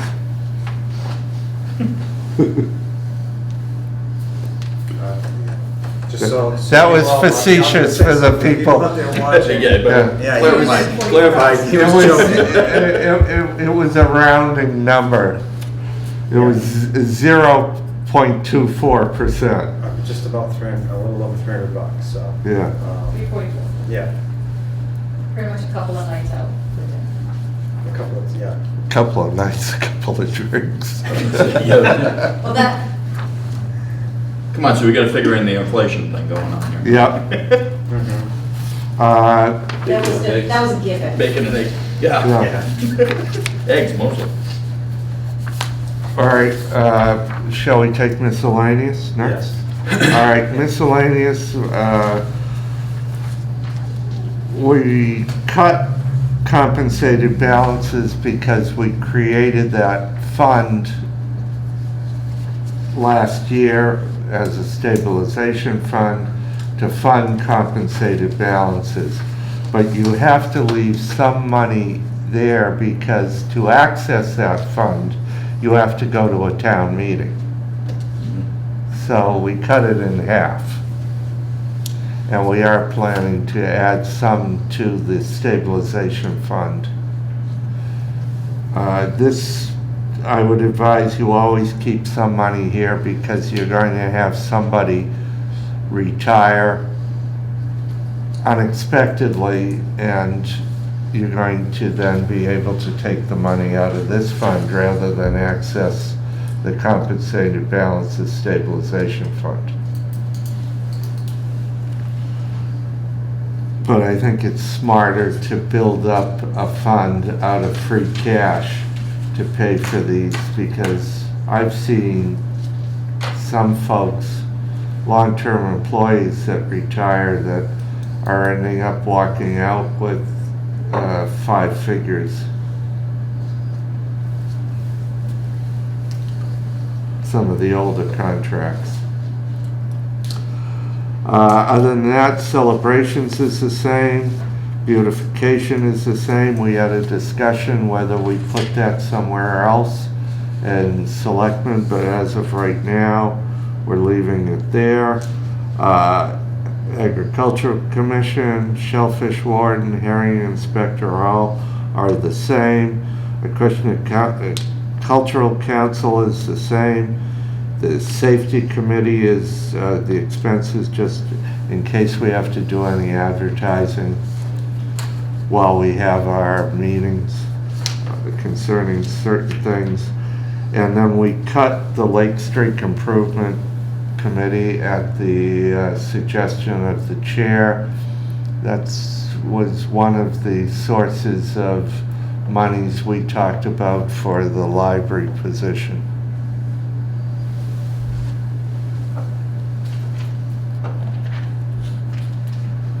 So originally it was $20,500. I recommended $15,500. The board approved $13,500.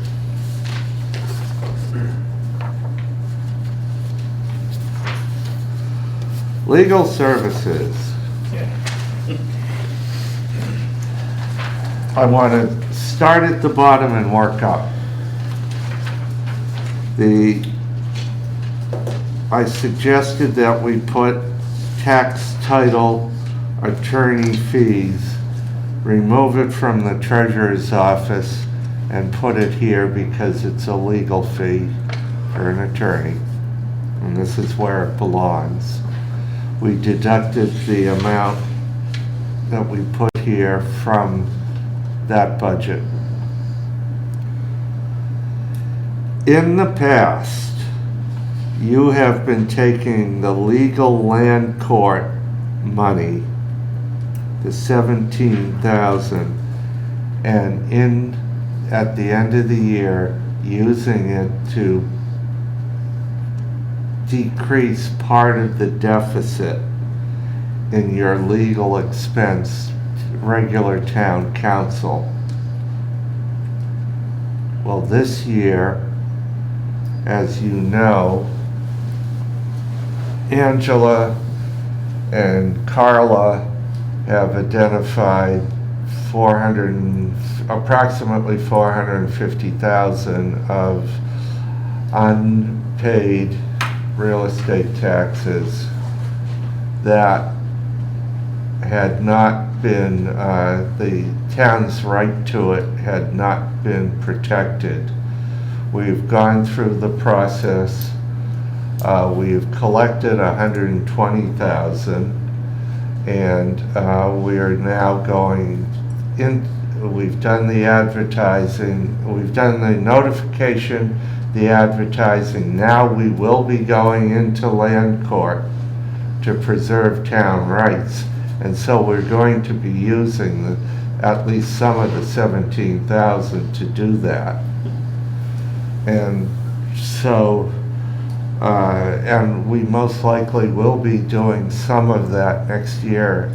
Will it be all of the 17,000? Probably not, but I can't tell you it won't be, depending on how much we have to go after, because we're going back to the year 2018 on some of this right now.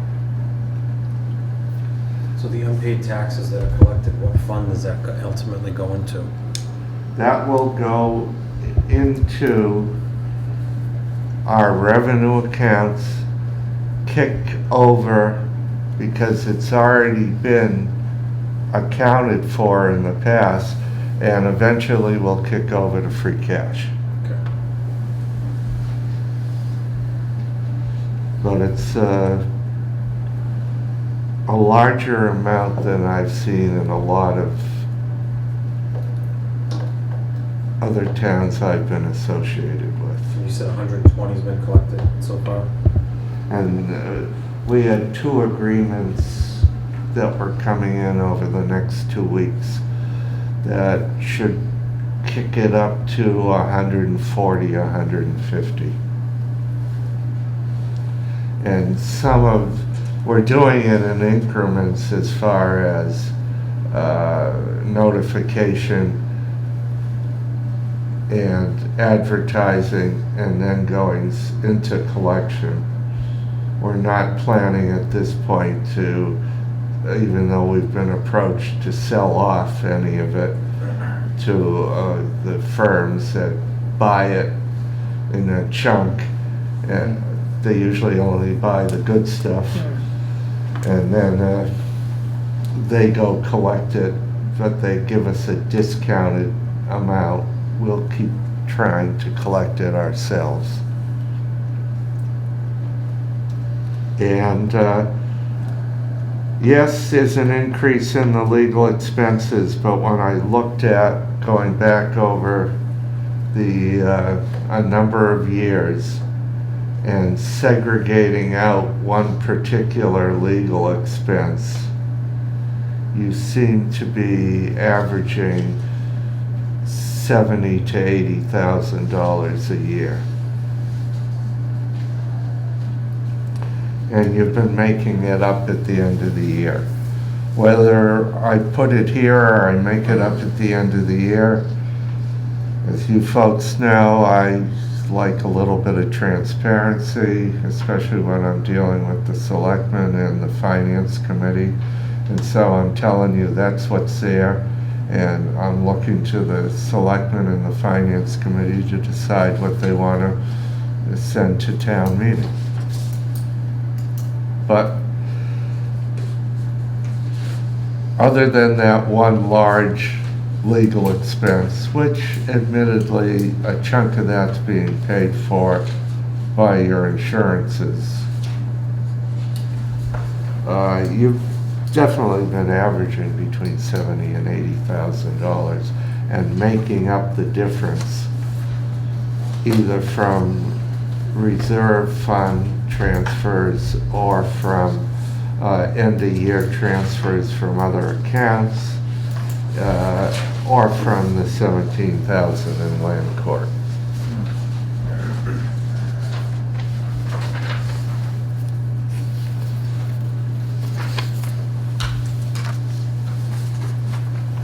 It's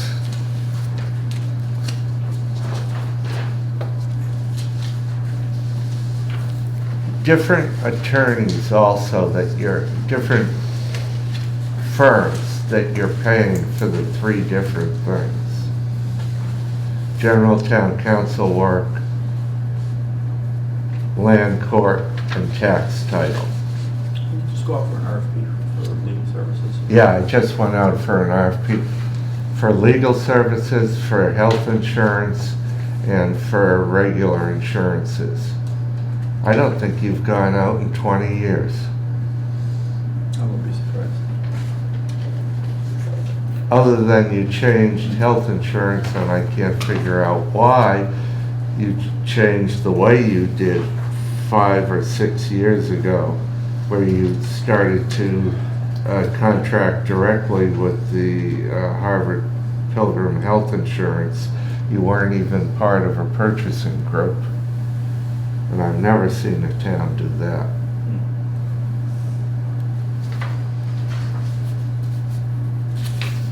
Weights and measures.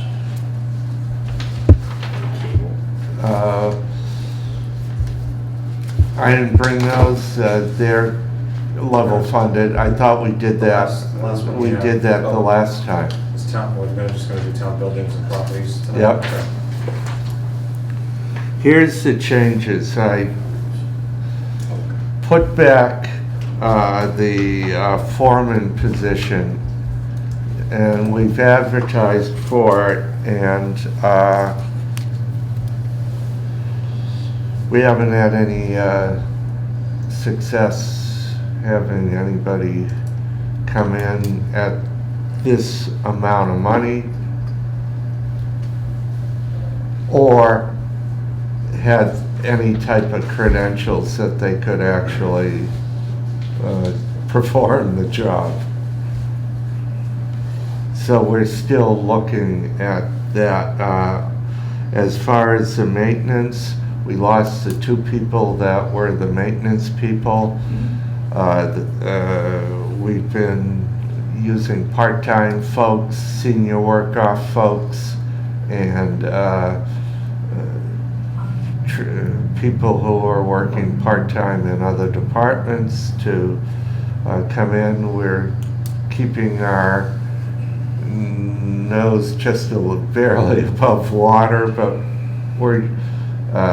we put the flooring and doors in the COA. We've replaced some doors that had a security issue in town hall.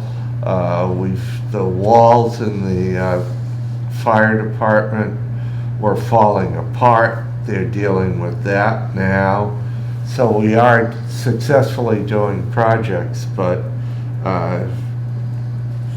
it's not the best way to conduct business. But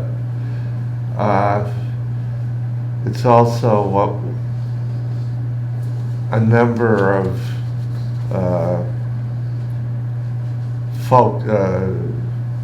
businesses, etc., are finding out. A lot of people between the ages of 20 and 35 aren't applying for work. We've advertised through Mass Hire. We've advertised through Indeed, ZipRecruiter. It's interesting that, so we're talking now to the VOTEC schools, see if there are anybody who wanted to come in, but or we really need someone to, if we bring young folks in, we need someone to supervise, and we don't have that right now. I also moved the custodial folks from COA and library budgets. They should belong in here, and that gives me a little bit of flexibility down the road. And hopefully, once we have someone other than myself to supervise all these people and my office, then they could supervise and take care of some of the buildings a little better than the way they are now. The temporary help was the summer help. We're going to take care of that through that, hopefully, that youth work program.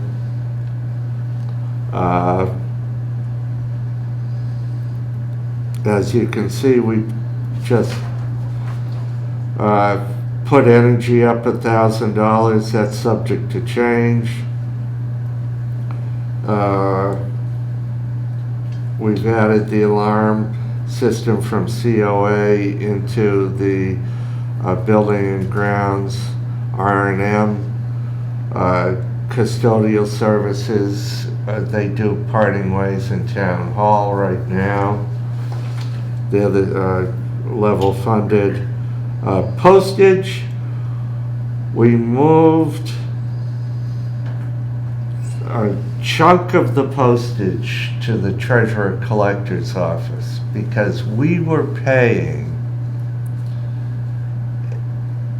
the vendor well, the vendor who sends out the tax bills, as part of that contract, it included postage. We were taking the postage money out of here and adding it to what we estimated that postage was over there.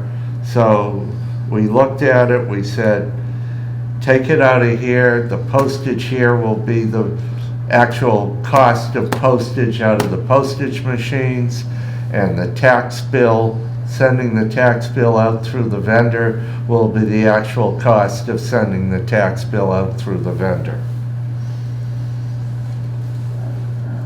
So it's no difference in monies, it's difference in the way the accounting office had to divide it all up, and it made no sense.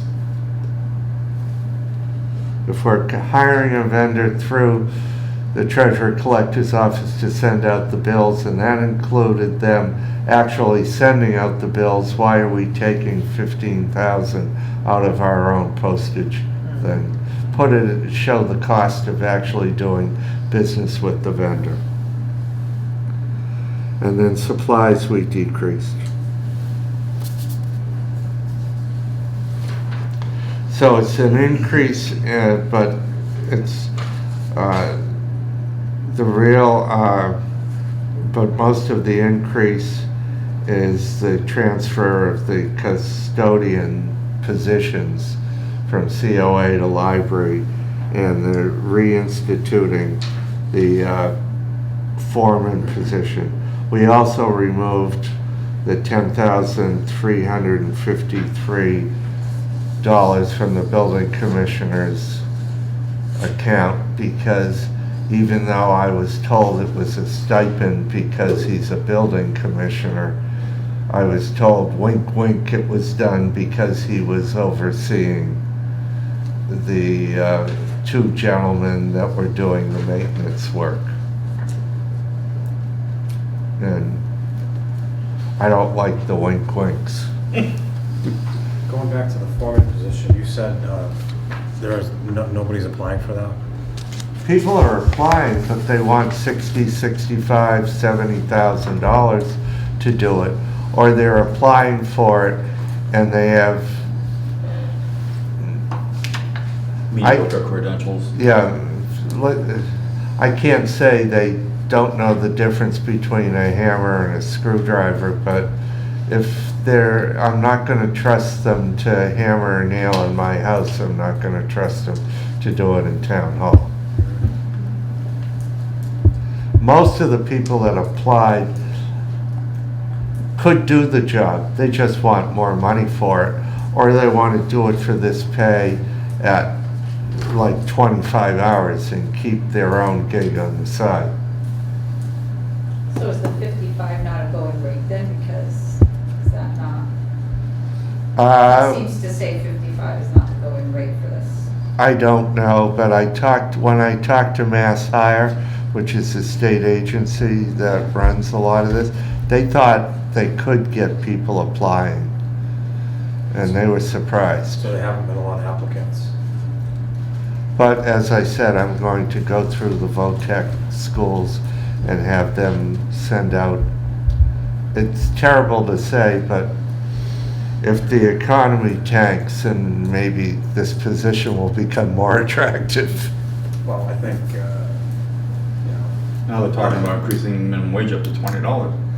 Yeah, but we're not under the minimum wage. No, I'm just saying, but that's gonna scale it because, yeah. Maybe people will, the last couple of years, the federal government has incentivized people to not work, right? To stay home and get a check. Yeah, So, I mean, and- that's coming to, that's Not running to- out. not to kick the millennials or the Gen Zers, but there are an awful lot of 20 to 35-year-olds that are sitting on a couch in mama's house playing games and not going out to work. Well, they were incentivized not to do that for the last couple of years. So that's the philosophy on this, but this one is subject to change. But I wanted to tell you where we're going on it. Okay, so that wraps up our hearings for tonight. Does anyone have any old business? So you know, the fire chief came in with a reserve fund request that the board approved for $41,000. 25 of it, I believe, or 24 of it is repair to the ambulance that we didn't repair the engine to the last time, and 17,000 is one of the fire stations has lost its heating system. So we're gonna have that request next week? Problem. Okay. Anyone have any new business? Okay, so we have some minutes to approve from January 19th. Motion to accept. I don't have the minutes in front of me, so I don't know who was in attendance. I was not. I'll pull it up.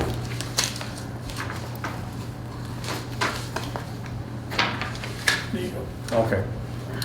All right, so in attendance at the January 19th, 2023 meeting was myself, Sue Delgado, Bob Ferrera, and Eric McGlynn. Oh, and Pete was remote.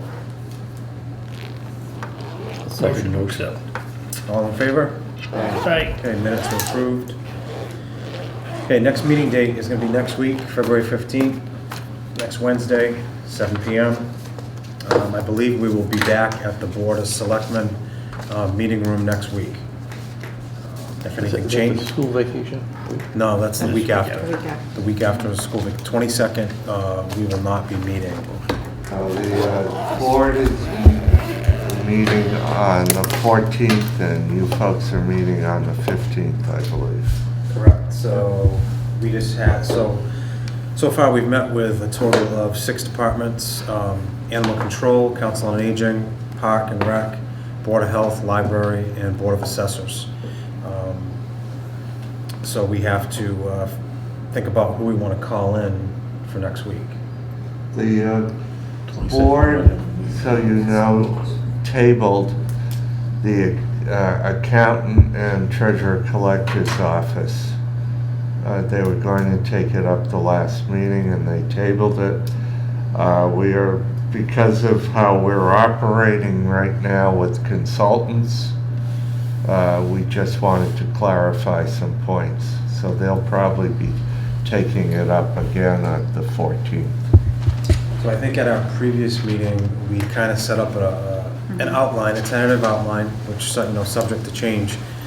So for next week, I believe we had fire, EMS, and EMA. And I have town clerk. Oh, wait a minute. Police, fire, EMS, Police town clerk. too, yeah, police. So police, fire, EMS, and town clerk. That's who I have written down.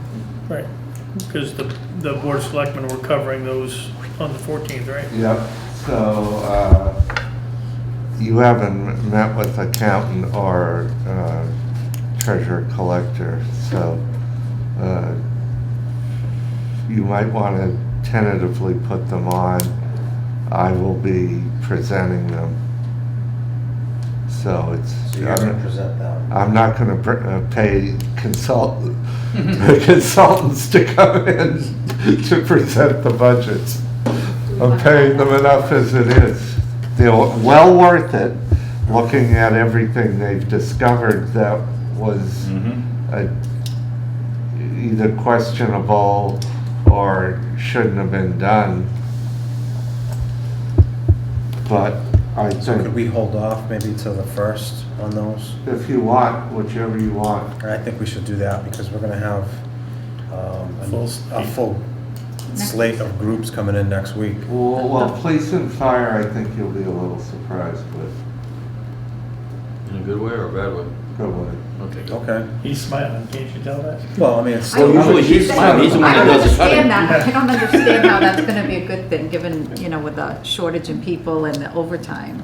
I guess that's, Well, that the does o- surprise me. The overtime issue is always going to be an issue. But as far as the budget itself, it's, it's not going to be difficult. So Kathy, for next week, town Yeah. clerk, I have police and Pam confirmed. I did. fire, He hasn't got back to me yet, so, okay, and what about EMS/EMA? well, it's all those things. It's- Okay, so they're all part, okay. All right, well, hopefully he'll be able to come in. So we're gonna pencil in on the first then, treasurer collector and, If for whatever reason we can't get fire next week, we could always have Mr. Kelly present those two if this time. He's, I can't say he's available on a Wednesday, I know he's in class on Tuesday, so, but I think maybe, we've been dealing with some other things lately, so he'll probably get back to you tomorrow. Is that the fire chief? Yeah, Okay, so it's safe to say he'll probably be able to make the meeting. yeah. Okay, so let's plan on starting with him on the agenda, Okay. and as time gets a little bit closer, if anything changes, then we can just remove him if we have to, before we have to post the meeting. Because I'm going to be putting on his request for a reserve fund, so that gives him a double motivation to be here. Sure. Okay. Tell me you go on first if he says yes. Maybe that'll help. So I think we're Well, that's right. set for next week. Do I have a motion to adjourn? Motion. Second. All in favor? Aye. Okay, we are adjourned. Aye.